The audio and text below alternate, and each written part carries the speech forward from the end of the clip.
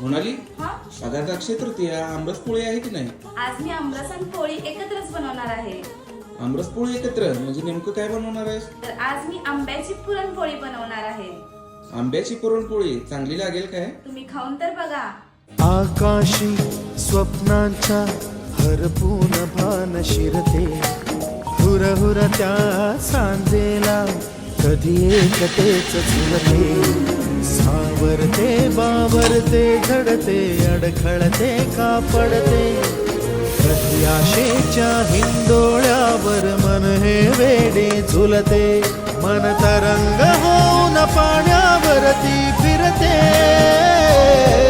अनक्षणात फिरून आभाळाला भिडते, मन उधाण वाऱ्याचे गुज पावसाचे का होते बेभा